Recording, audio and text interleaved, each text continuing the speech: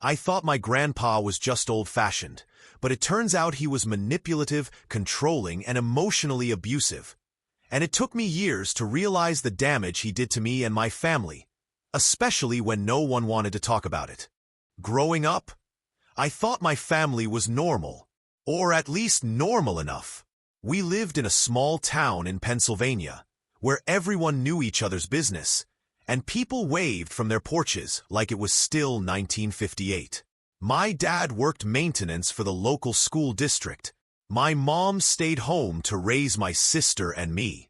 And then there was Grandpa. He moved in when I was 6. His wife, my grandma, had just passed from a stroke. Everyone said it was the right thing to do, bringing him into our home. We had the space. He was family. What else do you do? At first, it wasn't so bad. He mostly kept to himself. He watched cable news all day, chain-smoked on the porch, and muttered to himself about politics, the neighbors, the weather, and how kids these days didn't know the first thing about respect. My parents tiptoed around him. So did I. But it didn't take long for his presence to feel heavy, like this invisible pressure hanging in the air. Every meal felt like a performance. He'd complain about how the potatoes were under-seasoned, or how my mom's cooking wasn't womanly enough. He once told her, right in front of me, "Your mother would roll in her grave if she knew you were serving this bland garbage to your husband." She didn't say anything, just clenched her jaw, turned away, and cleaned the dishes in silence while he watched her with that smug, dismissive expression. That was his weapon. Silence laced with venom. He rarely raised his voice, but his words cut like broken glass. He'd never hit anyone, not physically, but emotionally, psychologically. The damage ran deep. His opinions weren't opinions. They were facts, according to him. And disagreeing with him wasn't just stupid. It was a betrayal. He judged everything. The way I walked. The way I talked. He once told me my laugh sounded soft and weak, and asked if I was trying to sound like a girl. I remember laughing less after that. Not on purpose. Just naturally it faded, like something in me started shutting down without me even noticing. Mom tried to protect us, in her own way. She'd redirect, change the subject, or gently ask Grandpa to go lie down if he started getting particularly cruel. But she never stood up to him. Not really. And that silence was the sound of survival. The house got quiet whenever he entered the room. Conversations died. Smiles dimmed. By the time I was 10, I didn't look forward to going home from school. Not because I hated my house, but because I knew he'd be there. Sitting in his chair. Judging. Watching. Waiting to say something that would make someone feel like nothing. It's weird how abuse doesn't always look like abuse. There were no slamming doors, no shouting, no bruises, but the emotional weight? It builds. It stays. It becomes part of how you see yourself, how you live. And the scary part? I hadn't even started to uncover just how far his damage really went. Not yet. When I turned 12, things at home started to feel darker. Not in the obvious way. Not like some horror movie where doors slam and dishes fly. No, it was subtler than that. It was the way Grandpa looked at you when you got an A, instead of an A+. Or how he'd say, "Interesting choice," when you wore your favorite hoodie. He could take something innocent, something that brought you joy, and twist it until it felt small and stupid. He never had to tell you that you were a disappointment. You just felt it, in the air, in your chest, in the way your shoulders started to curve inward when he walked into a room. One time I was excited because I got chosen for a small role in the school play. It wasn't even a big role. I had 3 lines, but I came home beaming. Mom hugged me. Dad gave me a high five. And then Grandpa, sitting at the kitchen table like some cranky god on a throne, looked up from his newspaper and said, "You're going to act? Huh. Never figured you for the dramatic type." Boys shouldn't be prancing around in costumes. That's not going to feed a family someday. My face burned. My dad chuckled nervously, probably hoping to smooth it over. But I could already feel the joy leaking out of me like a punctured balloon. I never mentioned the play again. I still went through with it. But I didn't invite him. He noticed, and the way he looked at me for days after? Like I'd broken some unspoken rule. That was the thing about him. He made you ashamed of yourself. Quietly, strategically, without ever needing to raise a hand. He believed boys needed to be tough, and practical, and normal. That meant sports were fine. Books were okay if they were about war or business. But anything creative? That was weakness. And weakness was something he wouldn't tolerate. Not in his house, not in his bloodline. I started changing without even realizing I was changing. I stopped drawing. I deleted a bunch of silly videos I'd made with my friends. I sat straighter, talked deeper, tried to fit the mold of who I thought he wanted me to be. And the worst part? I thought I was the problem. I thought I was just too sensitive. It wasn't until years later I realized, no, I wasn't too sensitive. He was just emotionally abusive. The saddest part was watching my mom shrink around him. She had once been vibrant, funny, loud, warm. But when he moved in, she dimmed. I'd catch her flinching at certain phrases. She always waited for him to finish his meal before she'd even sit down. She tiptoed around his moods like she was still that little girl begging for her father's approval. I didn't know it yet, but I was becoming the same, molded by fear, defined by disapproval, learning to measure my worth in sighs and scowls and eye rolls. And all the while, people outside our home kept saying things like, "Oh, your grandfather's such a gentleman," or "He must have so many stories to tell."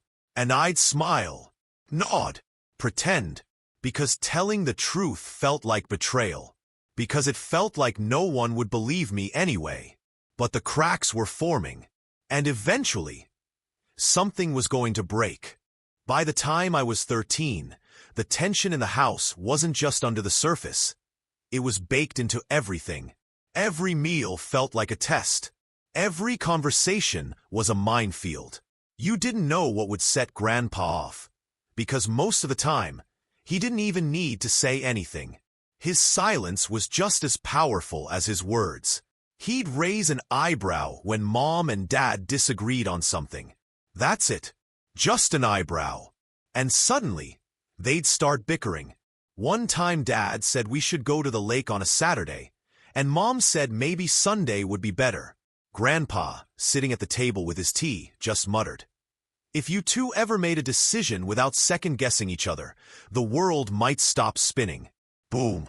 A 20-minute fight. Over a picnic.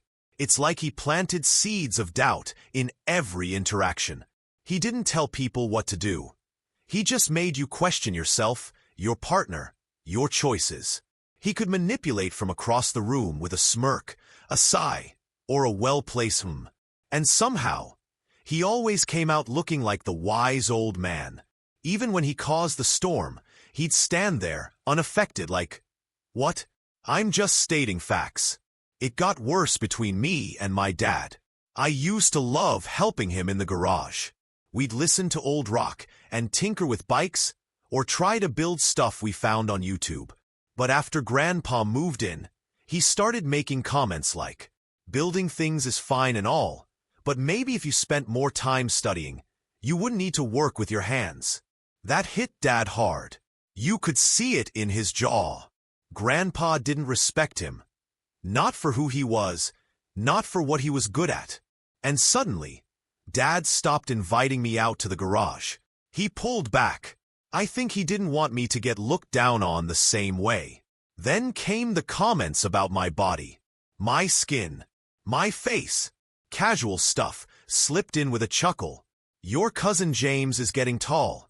Plays football too. You ever think about bulking up? You're looking a little soft." I was barely in 8th grade. I wasn't even done growing. But from that point on, I became aware of how I looked, how I walked, how other boys stood taller or threw better. And I started hating mirrors, because when I looked in one, all I could hear was his voice. He didn't hit me. He didn't scream. But he was slowly rewriting who I was, one jab at a time. And my mom? She was slipping away. She tried to defend me sometimes. She really did. But every time she stood up to him, he'd say something like, "Oh, so now you're telling me how to speak in my own home." And then she'd deflate. Her eyes would drop, and her voice would die in her throat. And just like that, he won again. What haunted me most was this.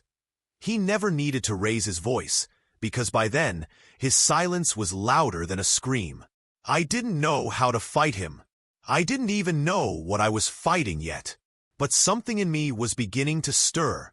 A quiet anger. A need to push back. I just didn't know how. Or when. I used to think my grandfather was just old-fashioned. Harsh. Stubborn. Maybe even a little bitter. But it wasn't until the fall of my 14th year that I realized he was deliberate, calculated. His cruelty wasn't careless. It was designed. It happened on a Friday night, during what should have been a normal dinner. Mom made lasagna, her go-to when she needed comfort food. We were all sitting at the table. Me, Mom, Dad, Grandpa, and my younger sister Rachel, who was barely 10 and still thought Grandpa was some grumpy Santa figure. We were talking about school. Or trying to. I'd gotten a B+ on a history paper. Not amazing, but the teacher wrote a long note about how thoughtful it was, how I'd taken a creative approach to the Civil War section. I was proud. Mom smiled. He really put in the work this time. And Grandpa? He put down his fork, looked at me and said, "Creative approach? You mean you didn't follow the instructions?" I laughed nervously, thinking he was joking. No, I followed them. A B+ for creativity is what schools give when they don't want to admit you missed the point. The room went quiet. Mom's eyes widened slightly, but she didn't speak. Dad cleared his throat and changed the subject, like he always did when Grandpa turned the air cold. But I saw something in Grandpa's eyes. Not disappointment, satisfaction. Like he'd hit a target. That's when it clicked. He wanted to chip away at me. Not all at once, but slowly, brick by brick, piece by piece. So that by the time I was grown, I'd see the world the way he did, cold, critical, and full of disappointment. After dinner, I sat in my room replaying everything. I remembered how he used to tell my mom she was too sensitive when she cried at movies. How he always told Dad he'd never be the man your mother married. And how, even when Rachel colored him a birthday card, he said, "Thanks, but next time, try to stay in the lines." It wasn't just emotional laziness. It was control. I realized he wasn't just attacking our actions. He was shaping our identities, making sure we questioned every instinct, every feeling. He was building a cage out of doubt, one casual comment at a time. That night, I made a decision. I would stop giving him the reaction he wanted. No more shrinking when he spoke. No more looking down at my plate. No more letting his voice override mine in my own mind. I didn't know how yet, but I was going to take back the space he'd been quietly stealing from all of us. Because if there's one thing a man like that hates, it's not being feared. And I was done being afraid. After that dinner, I started testing my new decision. I wouldn't shrink anymore. It didn't mean I'd confront him head-on. Not yet. That would have been like poking a bear with a stick. No, I'd try something that scared him more. Silence. My silence. Indifference. The kind of thing that steals power from a man used to sucking up all the oxygen in the room. The next morning, I came downstairs early. Grandpa was already there, like always, reading a crumpled newspaper at the kitchen table, muttering about the government or lazy people on their phones. Normally, I'd tiptoe, keep my head down. Wait until he left before getting breakfast. But this time, I made my toast with calm hands. I poured my juice, and I sat down, directly across from him. Not a word. He glanced at me once, twice, a third time. Then, he cleared his throat. "Something wrong with your voice?" I blinked, took a bite of toast, chewed, swallowed. "Just quiet today," I said. Polite, flat. He waited. No follow-up. Just sipped his black coffee like it was boiling acid. Kids these days. No conversation skills. No backbone. I didn't flinch. I didn't even look at him. And I swear, that did something to him. Like a wire in his brain twitched. He needed attention. He lived off it. Whether it was anger, fear, or forced laughter. He fed on it like fuel. But now I was giving him nothing. And he hated it. Later that day, he complained to my mom. "Your boy's getting cocky. Staring like I'm not even here. Thinks he's grown." Mom gave one of her tired shrugs. She knew better than to challenge him directly. But I saw it in her eyes. She was proud. A quiet, flickering pride she couldn't say out loud. Not yet. That night, he accidentally knocked over my water glass. Made a show of blaming me for putting it too close to the edge. It spilled on my math homework, but I just cleaned it up silently, printed a new copy, and didn't even acknowledge his little game. And that rattled him more than shouting ever could. Because for the first time, I wasn't playing. I wasn't the child tiptoeing through his minefield of moods. I was becoming someone who saw through it. Someone who realized he only had power if I handed it to him. He didn't know it yet, but the game was changing. And I wasn't planning on losing. You ever watch someone unravel and not even realize it? That's what it was like with Grandpa. He was slipping. Not in age, not in health, but in control. And for a man like him, that's worse than dying. I started noticing the cracks. Small at first. He'd forget my name at the dinner table. Call me by my dad's name. The same one he used to spit out like poison. "Pass the salt, Ethan. I mean, whatever your name is. Doesn't matter." He'd laugh like it was a joke. No one else did. But I didn't give him the pleasure of reacting. I'd just calmly say, "It's Jake," and keep eating. That burned him more than if I'd yelled. He'd try new tactics. Suddenly, I was lazy. I wasn't helpful. I was a guest in his house who didn't show respect. "You sleep till 9? I used to be out baling hay at 6. No wonder this country's falling apart. One morning, I came downstairs to find all my laundry. Clean clothes I'd folded neatly, dumped on the living room floor.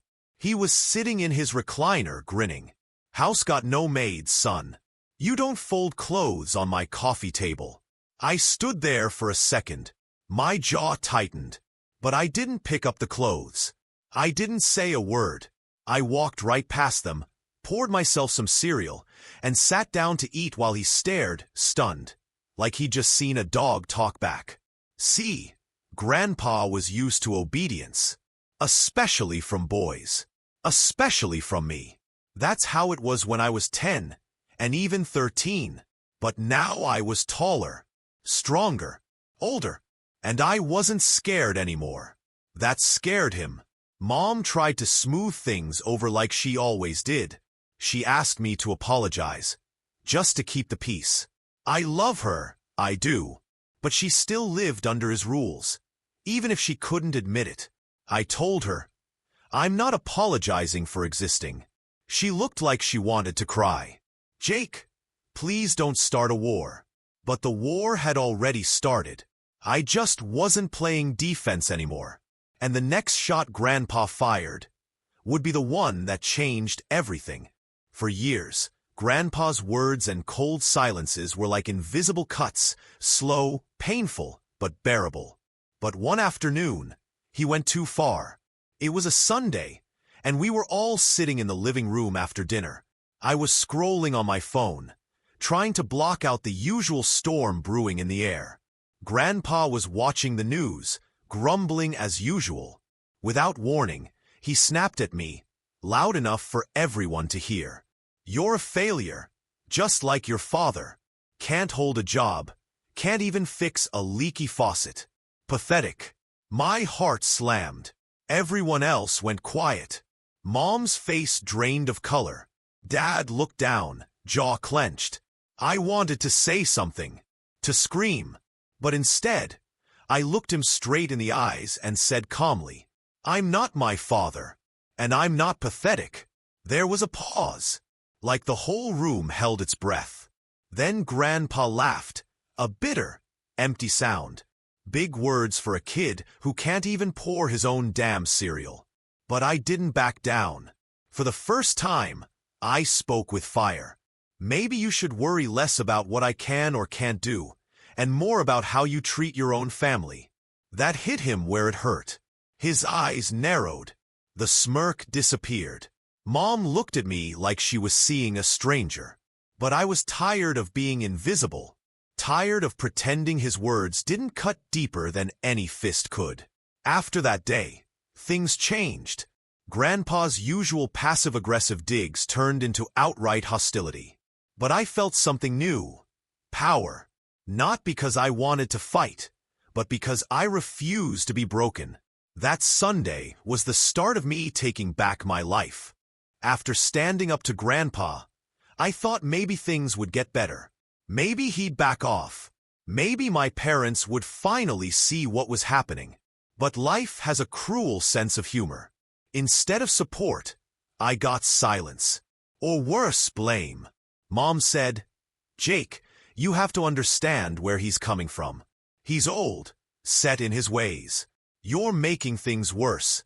Dad just nodded along, not saying much. I think he didn't want to get involved. And Grandpa? He doubled down. Behind my back, he whispered poison to anyone who'd listen, painting me as the disrespectful troublemaker tearing the family apart. It hurt more than I wanted to admit. I realized the worst part of toxic family isn't just the abuse. It's the loneliness, the feeling that you're fighting a battle everyone else refuses to see. I tried to reach out to friends, but it was hard explaining a grandparent could make your life feel like a prison. Sometimes, I'd just lie awake at night, replaying the fights, the insults, the silences, wondering if maybe I was the problem after all. But deep down, I knew the truth. I was fighting to survive. And if that meant standing alone, then so be it. After months of tension and feeling trapped, I knew I couldn't live like that anymore. The house wasn't a home. It was a battlefield. And Grandpa, he was the commander of chaos. I started small. I spent more time at school, volunteering for after-class activities, anything that got me out of the house. I joined the basketball team. Even though I wasn't great at sports, it was less about the game and more about escaping. I confided in a couple of teachers I trusted. At first, it felt awkward, like I was betraying my family. But they listened without judgment, and for once, I felt heard. Therapy wasn't an option yet. My parents wouldn't hear of it. But I started journaling, pouring all the anger, confusion, and pain onto paper. It was messy, raw, but it was mine. At home, the battles continued. Grandpa tried to belittle me for wasting time, for making trouble. But I kept my head down and kept moving forward. I began setting boundaries. Not out loud, not yet, but mentally. I refused to let his words define me. I told myself, "You are more than this." It wasn't easy. Every victory felt small. Every setback felt huge. But slowly, I was taking back pieces of myself Grandpa had chipped away over the years. And that's when I realized surviving wasn't enough. I wanted to live. By this point, I'd been carrying the weight of Grandpa's toxicity for years. It felt like I was dragging a heavy chain everywhere I went. But I started realizing I didn't have to carry it alone. I confided in a close friend, Mark. He'd known me since middle school, and I'd never told him much about my family beyond the usual, it's complicated stuff. But one night, after a game, I just spilled it all. The cold looks, the cruel words, the way Grandpa made me feel invisible and worthless. Mark didn't judge. He listened, and that felt like a lifeline. For the first time, someone outside my family understood what I was dealing with. Encouraged by that, I told my aunt on my mom's side, someone I hadn't been close to but who always seemed kind. She was shocked but supportive. She admitted she'd seen some of Grandpa's behavior before, but never wanted to get involved. Opening up was scary. It felt like I was exposing a secret that could tear the family apart. But holding it in was tearing me apart even more.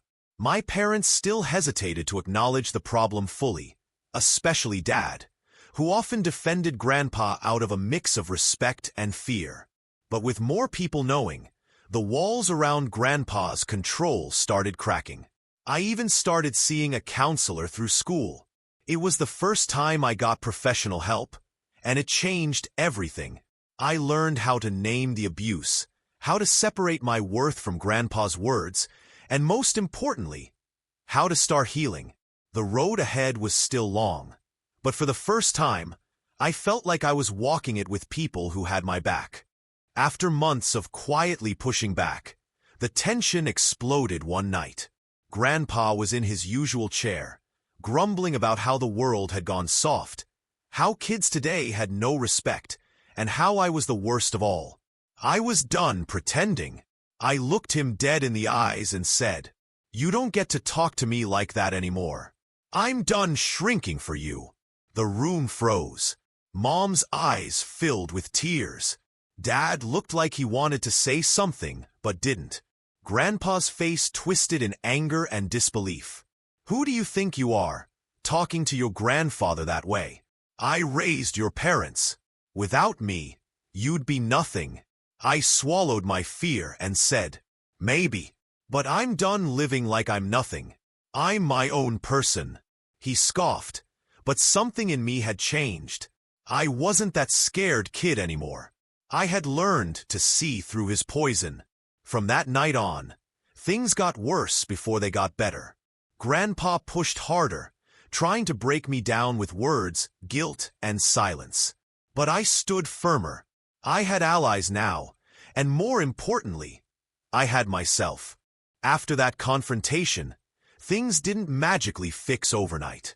Grandpa wasn't suddenly a changed man, and old habits die hard.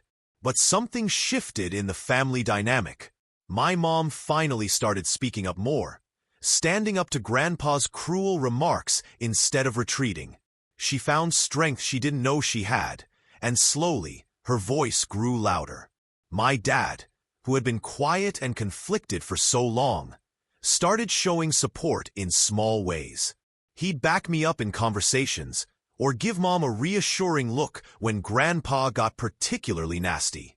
We began setting boundaries, something that had been absent for years. Dinner conversations stopped revolving around criticism and fear, and started including laughter again. Even if it was awkward at first, therapy became part of our routine. We didn't all go together, but each of us saw counselors, worked through our wounds, and began to understand what healthy family life should look like. It wasn't perfect. Some days were harder than others. Grandpa's bitterness still lingered like a dark cloud. But with every step forward, the cloud grew thinner. I realized that healing isn't about forgetting the past. It's about reclaiming your future. And that's exactly what we started doing. After all the pain, the silence, and the tension that had filled our home for so long, something finally shifted. Grandpa never really changed, but we did. We stopped letting his bitterness control our lives. My mom found the courage to speak up more often, no longer hiding her pain or shrinking away. Dad started standing beside us, quietly but firmly, refusing to let Grandpa's toxic words divide us anymore. We built new boundaries, ones that protected our hearts and made room for kindness and understanding. It wasn't easy. Old wounds take time to heal, and some days felt heavier than others. I moved out not long after, carrying scars but also a growing strength. Leaving wasn't about running away. It was about stepping forward into a life I could own. Free from fear, free from shame. Healing is messy and never straight. But by owning our story, by facing the pain instead of burying it, we began to find peace. We were no longer prisoners to his shadow. If you're reading this and feel trapped by someone toxic in your life, know this. It's okay to walk away. It's okay to fight for your happiness. You deserve that freedom. You deserve to live your truth. Because your life is yours to take back.